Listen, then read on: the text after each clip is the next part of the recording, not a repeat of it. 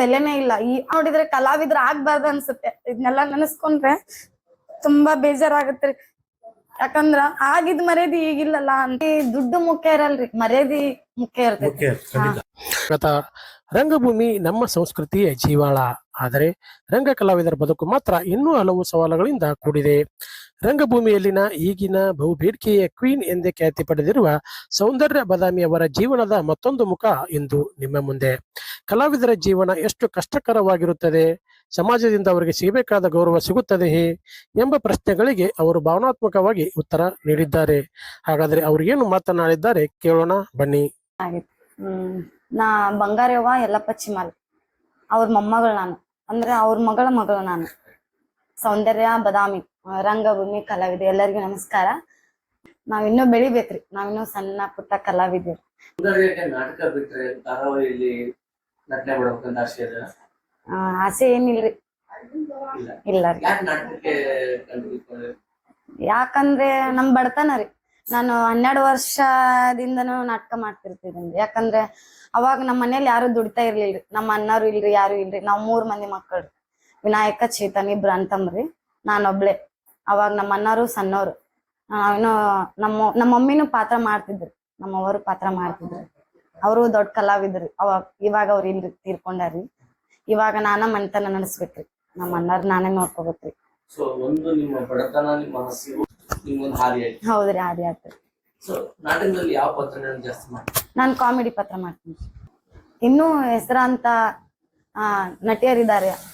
ಈ ಉಮಾಶ್ರೀ ಮೇಡಮ್ ಅವ್ರು ಇಲ್ವಾ, ಆತರ ನಾನ್ ಬೆಳಿಬೇಕು ಅನ್ನೋದು ಒಂದು ಆಸೆ ನಂಗೆ. ಅವ್ರೆ ಎಲ್ಲಾ ಈ ಉಮಾಶ್ರೀ ಅಂದ್ರೆ ಎಲ್ಲಾ ಕಡೆನೂ ಗುರುತ್ ಮಾಡಿಸ್ಕೊಂಡಿರುವ ನಟಿ. ಆತರ ನಾನು ಈಗ ಸೌಂದರ್ಯ ಬದಾಮಿ ಅಂದ್ರ ಚಿಕ್ಕ ಅಭಿಮಾನಿಗಳ ಅವ್ರೆಲ್ಲಾ ಗುರುತಿಸ್ಬೇಕ, ಸೌಂದರ್ಯ ಬಂದ್ಲೋಡಪ್ಪ ಅಂತಂದ್. ಒಂದ್ ಕಲಾವಿದೆ, ಚಲೋ ಕಲಾವಿದೆ ಅಂತ ಅನಿಸ್ಕೋಬೇಕು ನಾನು. ಉತ್ತರ ಕರ್ನಾಟಕದಲ್ಲಿ ಸೌಂದರ್ಯ ಗುರುತಿಸಿದ್ರೆ ಸಾಕ? ಎಲ್ಲಾ ಬೇಕು. ಅದಕ್ಕೆ ವ್ಯಾಪಕವಾದಂತ ಒಂದು ಕ್ಷೇತ್ರ ಬೇಕಂದ್ರೆ ನಿಮ್ಗ ಸಿನಿಮಾ ಬೇಕು, ಧಾರಾವಾಹಿ ಬೇಕು. ಒಂದ್ ಮಾಡಿದೀನ್ರಿ ಫಿಲಮ್, ಬಟ್ ಅದ್ ರಿಲೀಸ್ ಆಗಿಲ್ರಿ. ಈಗ ಒಂದ್ 5-6 ವರ್ಷದ ಹಿಂದ್ಗಡೆ ಮಾಡಿದೀನ್ರಿ ಅದು ಅದ್ ಯಾವ್ದೈತ್ರಿ ಫಿಲಮ್, ಅದ್ ಇನ್ನೂ ರಿಲೀಸ್ ಆಗಿಲ್ಲ. ಅದಾದ್ಮೇಲೆ ಒಳ್ಳೆ ನನ್ಗೆ ಇಂಟ್ರೆಸ್ಟ್ ಬರ್ಲಿಲ್ರಿ ಫಿಲಮ್ ಮಾಡ್ಬೇಕಂತ. ಧಾರಾವಾಹಿಯಲ್ಲೇನು ಕೇಳಿದ್ರು, ನಮ್ಮ ಮಮ್ಮಿ ಇರ್ಬೇಕಾದ್ರೆ ಅವ್ರು ಯಾರಿಗೂ ಪರಿಚಯ ಇದ್ರಂತ ಮಮ್ಮಿಗೆ. ಕೇಳಿದ್ರು, ನಾನು ಹೋಗಕ್ ಇಷ್ಟ ಪಡ್ಲಿ. ನಂಗ್ ನಾಟಕನೇ ಹುಚ್ಚ್ರಿ. ನೀವು ನಾಟಕ ಬಂದಾಗ ಎಷ್ಟು ವರ್ಷ? ನಾನು 12 ವರ್ಷದಿಂದ ಪಾತ್ರ ಮಾಡಿ. ಫಸ್ಟ್ ಮಾಡಿದ ನಾಟಕ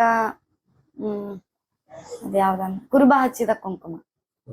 ಅಮೇಚೂರ್ ಆಗಿ. ಇವಾಗ ನಾ ಕಂಪ್ನಿ ಮಾಡತ್ತೆ 3 ವರ್ಷ ಮೇಲೆ. ನಿಮ್ದೊಂದು ಕಂಪನಿ ಇದೆ, ಸ್ವಂತ ಕಂಪನಿ? ಸ್ವಂತ ಇಲ್ಲ, ನಾನು ಅಲ್ಲಿ ಆ ಕಂಪ್ನಿಯಲ್ಲಿ ಪಾತ್ರ ಮಾಡಕ್ ಹೋಗ್ತೀನಿ.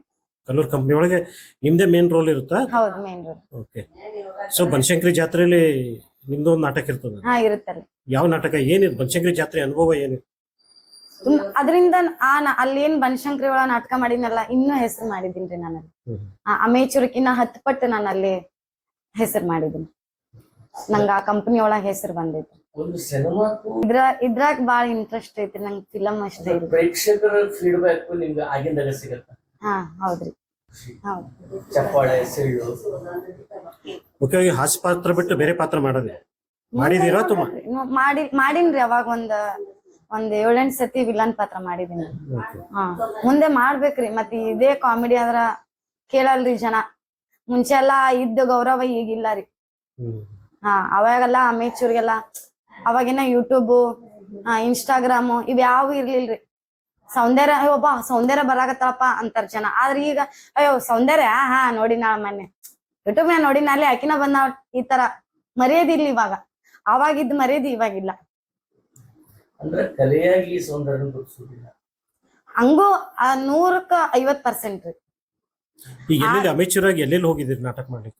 ಈ ಉತ್ತರ ಕರ್ನಾಟಕ ಅಡ್ಡಾಡಿದೀನ್ರಿ ನಾನು, ತುಂಬಾ ಎಲ್ಲಾ ಕಡೆನೂ ಅಡ್ಡಾಡಿದೀನಿ. ರಾಯಚೂರು ಹೋಗಿದ್ದೀನಿ, ಗುಲ್ಬರ್ಗ ಹೋಗಿನ್ರಿ, ಬೀದರ್ ಸೈಡು ಹೋಗಿದ್ದೀನ್ರಿ, ಬೆಳಗಾಂ ಅಡ್ಡಾಡಿದೀನ್ರಿ, ಕಾರವಾರ, ಅಂಕೋಲಾ, ಮತ್ತಿತ್ತಾಗ ಕೊಪ್ಪಳ, ಹಾವೇರಿ ಎಲ್ಲಾ ಹೋಗಿದ್ದೀನಿ. 50% ರೀ. ನೋಡ್ತಾರ್ರಿ, ಹಂಗೂ ನೋಡ್ತಾರೆ. ಈಗ ಒಂದಿಷ್ಟು ಜನ ಕೀಳಾಗಿ ನೋಡ್ತಾರೆ. ಕಲಿಯಕ್ ಬೆಲೆನೇ ಇಲ್ಲ. ಅವಾಗಿದ್ದ ಮರ್ಯಾದೆ ಇವಾಗಿಲ್ಲ ರೀ. 100% ರೀ. ಕಲಾವಿದ್ರಿ ಬೆಲೆ ಕೊಡೋದಂದ್ರ ಅರ್ಧಕ್ಕರ್ಧ ಮಂದಿ ಇಲ್ಲೇ ಇಲ್ಲ, ಬಾಳ ಕೀಳಾಗಿ ನೋಡ್ತಾರೆ. ನಾಟಕ ಮಾಡಕ್ಲಿ ಈಕಿ ಹಂಗ್ಲಿ ಈಕಿ ಹಿಂಗ್ಲಿ ಈಕಿ ಅಂತ. ನಿಮ್ಗೆ ನೆನಪಿದ್ದಂಗೆ ಯಾವ್ದಾರ ಒಂದು ಕೆಟ್ಟ ಅನುಭವ ಏನಾರ ಹೇಳ್ಬೋದು? ಆಗಿದಾರೆ, ತುಂಬಾ ಆಗಿದೆ, ಅದನ್ನೆಲ್ಲ ನೆನೆಸ್ಕೊಂಡೆ. ಇಲ್ಲಿ ಅಮೆಚೂರ್ ಅಲ್ಲಿ ಹೋದಾಗ ಆಗಿದಾರೆ, ತುಂಬಾ ಆಗಿದೆ. ಸ್ಟೇಜ್ ಮೇಲೆ ಕಲ್ಲು ಒಗೆದು ಹೊಲ್ಸ್ ಮಾತಾಡೋದು ಆಗಿದ್ದಾರೆ, ತುಂಬಾ ಆಗಿದೆ. ಮತ್ತೆ ಹಿಂದೆ ನಾವು ರಂಗಪಾಲ್ಟಿಯಲ್ಲಿ ಕೂತು ಮೇಕಪ್ ಮಾಡ್ತಿರ್ತೀವಲ್ಲ, ಅಲ್ಲಿ ಬಂದು ಕಾಡ್ಸೋದು, ಜನ ಹೊಲ್ಸ್ ಮಾತಾಡೋದು ತುಂಬಾ ಆಗಿದೆ. ಇದನ್ನೆಲ್ಲ ನೀವು ನಟಿಯಾಗಿ ಫೇಸ್ ಮಾಡ್ಲೇಬೇಕು. ಒಂದ್ ಕ್ಷಣ ನೋಡಿದ್ರೆ ಕಲಾವಿದ್ರ ಆಗ್ಬಾರ್ದು ಅನ್ಸುತ್ತೆ. ಇದನ್ನೆಲ್ಲ ನೆನೆಸ್ಕೊಂಡ್ರೆ ತುಂಬಾ ಬೇಜಾರಾಗತ್ರಿ. ಯಾಕಂದ್ರ ಆಗಿದ್ ಮರ್ಯಾದಿ ಈಗಿಲ್ಲಲ್ಲ ಅಂತ ಅನ್ಸುತ್ತೆ. ನಾವು ಯಾವ್ದಾರ ಒಂದ್ ಸಾಲಿ ಕಲ್ತು ನೌಕರಿ ತಗೋಬೇಕ್ ಅನ್ಸುತ್ರಿ ಇವಾಗ. ಬಟ್ ಏನ್ ಮಾಡಿದ್ರಿ, ಹಣೆ ಬಾರ. ನಮ್ಮ ಅವ್ವಾರೆಲ್ಲ ಬಿಟ್ಬಿಟ್ಟಿದಾರೆ, ಏನ್ ಮಾಡಕ್ ಆಗಂಗಿಲ್ಲ. ಅದ್ರ ತಾಯಿಯವರನ್ನು ನಾಟಕ ಮಾಡ್ತಾ ಇದ್ರು. ನಮ್ಮ ಅಮ್ಮಾರು ನಮ್ ಕಾಲದಿಂದ್ರನು ಬಂದಿದ್ರಿ. ಓಕೆ, ಅಜ್ಜಿನೂ ನಾಟಕದಲ್ಲೇ ಹೆಸರಾದವರು, ಹಾ. ತಾಯಿನೂ ಹೆಸರಾದವರು. ಆ ನಂತರ ನೀವು ನಿಮ್ಮ ಮನೇಲಿ ಎಷ್ಟು ಜನ ನಾಟಕಕಾರರು? ನಾನು ಒಬ್ಳೆ. ಒಬ್ರನ್ನ ಕಾರ್ ಕೊಡ್ಸಿದೀನ್ರಿ, ಒಬ್ರನ್ನ ಆಟೋ ಕೊಡ್ಸಿದೀನ್ರಿ. ವಿಶೇಷವಾಗಿ ಕರ್ನಾಟಕದಲ್ಲಿ ವೃತ್ತಿಪರ ನಾಟಕ, ಅದರಲ್ಲಿ ನಟಿಯರಿಗೆ ವಿಶೇಷವಾಗಿ ನಾಟಕ ಮಾಡೋರಿಗೆ ಸಮಾಜ ಬೇರೆ ರೀತಿಯಾಗಿ ನೋಡ್ತಾರೆ. ಕೆಲವೊಂದಿಷ್ಟು ಜನ ಚಲೋ ಅಂತಾರಿ, ಒಂದಿಷ್ಟು ಜನ ಏನಂತಾರ ಕೀಳಾಗಿ ನೋಡ್ತಾರೆ. ಕೇಳಾಗಿ ನೋಡುವಂತ ಒಂದಿಷ್ಟು ವರ್ಗ ಇದೆ. ಇದರಿ ಇವು ಇದೆ. ಒಂದೊಂದ್ ಊರಲ್ಲೂ ಮೇಡಮ್ ಅವ್ರು ಬಂದ್ರಿ, ಬರಿ ಒಳಗ್ ಬರ್ರಿ ಮೇಡಮ್ ಅವ್ರ ಅಂತ. ಅದನ್ನ ನಾಟಕದಾರ ಬಂದ್ರಲ್ಲಿ ಅಲ್ಲೇ ಕುಂದ್ರಸ್ಲಿ, ಆತರ ಅಷ್ಟೆಲ್ಲ ಅದೆಲ್ಲ ಅನ್ನಿಸ್ಕೊಂಡಿವ್ರಿ ನಾವು. ರಂಗಭೂಮಿ ಆಚೆಗೆ ಕೊಡ್ತೀನಿ. ಈಗ ಸಂಭಾವನೆ ತೃಪ್ತಿ ಅನ್ಸುತ್ತಾ ಈಗ ಕೊಡುವಂತದ್ದು? ಹೌನ್ರಿ, ತೃಪ್ತಿ ಅನ್ಸುತ್ತೆ. ಎಷ್ಟು ಹೇಳ್ಬೋದು? ಆದ್ರ ಇಲ್ಲಿ ದುಡ್ಡು ಮುಖ್ಯ ಇರಲ್ರಿ, ಮರ್ಯಾದಿ ಮುಖ್ಯ ಇರ್ತೈತಿ. ಖಂಡಿತ ಮೇನ್ ಮರ್ಯಾದಿ ಮುಖ್ಯ ಅಲ್ರಿ. ಹೌದು. ದುಡ್ಡು ಇವತ್ತು ಬರುತ್ತೆ, ನಾಳೆ ಹೋಗುತ್ತೆ. ಬಟ್ ಮೊದಲನೇ ನಂಗೆ ಏನ್ ಗೊತ್ತ್ರಿ, ಕಲಾವಿದ್ರಿ ಬೆಲೆ ಕೊಡ್ಬೇಕಷ್ಟೇ. ಅದೇ ಒಂದು ನಾನ್ ಕೇಳ್ಕೊಳ್ಳೋದು. ಒಂದು ಬಡ ರಂಗಭೂಮಿ ಉಳಿಸಿ, ಕಲಾವಿದ್ರನ್ನ ಬೆಳೆಸಿ, ಯಾರು ಕೆಟ್ಟದಾಗಿ ಮಾತಾಡ್ಬೇಡಿ. ಕಲಾವಿದ್ರಿಗೆ ಮರ್ಯಾದೆ ಕೊಡ್ರಿ, ಗೌರವ ಕೊಡ್ರಿ ಅಂತ ಕೇಳ್ಕೊತೀನಿ. Thank you. ಇದು ಸೌಂದರ್ಯ ಬದಾಮಿಯವರ ಜೀವನ ಪಯಣ. ರಂಗಭೂಮಿ ಕೇವಲ ಮನರಂಜನೆ ಅಲ್ಲ, ಅದು ಸಾವಿರಾರು ಕಲಾವಿದರ ಬದುಕಿಗೆ ಆಧಾರ. ಕಲಾವಿದರಿಗೆ ಗೌರವ ನೀಡೋದು ನಮ್ಮೆಲ್ಲರ ಕರ್ತವ್ಯ. ನಮಸ್ಕಾರ. ನಮ್ಮೂರ ಸುದ್ದಿ ಬಾಗಲಕೋಟೆ.